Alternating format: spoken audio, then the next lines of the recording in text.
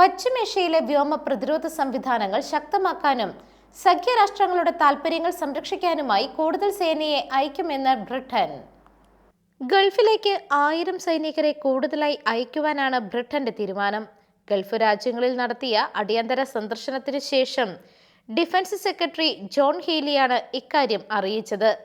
Saudi Arabia, Bahrain, Kuwait, Qatar എന്നീ രാജ്യങ്ങളിലേക്കുള്ള ഇറാന്റെ വ്യോമാക്രമണങ്ങളെ പ്രതിരോധിക്കാനുള്ള സംവിധാനം മെച്ചപ്പെടുത്തുക മാത്രമാണ് ഈ അധിക സൈനിക വിന്യാസത്തിന്റെ ലക്ഷ്യം.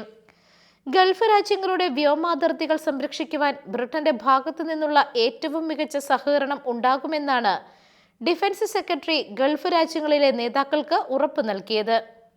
പ്രതിരോധത്തിനായിട്ടുള്ള ഖത്തറിലെ തൈഫൂൺ ജെറ്റുകളുടെ ഉപയോഗം ബ്രിട്ടൻ വിപുലപ്പെടുത്തുമെന്നും അദ്ദേഹം വ്യക്തമാക്കി. യുദ്ധത്തിലേക്ക് വലിച്ചിഴക്കപ്പെടാൻ ബ്രിട്ടൻ ഒരിക്കലും ആഗ്രഹിക്കുന്നില്ല എന്നും, എന്നാൽ മേഖലയിലെ തങ്ങളുടെ സഖ്യരാഷ്ട്രങ്ങളുടെ താൽപര്യങ്ങൾ സംരക്ഷിക്കാൻ എല്ലാ സഹായങ്ങളും ചെയ്യുമെന്നുമായിരുന്നു ബ്രിട്ടീഷ് പ്രധാനമന്ത്രി സർ കീർ സ്റ്റാർമർ കഴിഞ്ഞ ദിവസം പറഞ്ഞത്. ഇതിന് പിന്നാലെയാണ് പ്രതിരോധ സെക്രട്ടറി ഗൾഫ് രാജ്യങ്ങൾ സന്ദർശിച്ച് നേതാക്കൾക്ക് ഇക്കാര്യത്തിൽ കൂടുതൽ ഉറപ്പു നൽകിയതും സൈനികരെ കൂടുതലായി വിന്യസിക്കാൻ തീരുമാനമെടുത്തതും. സൗദി, ഖത്തർ, കുവൈത്ത്, ബഹ്റിൻ എന്നീ രാജ്യങ്ങൾ അദ്ദേഹം സന്ദർശിച്ചു. News desk, Magnavision.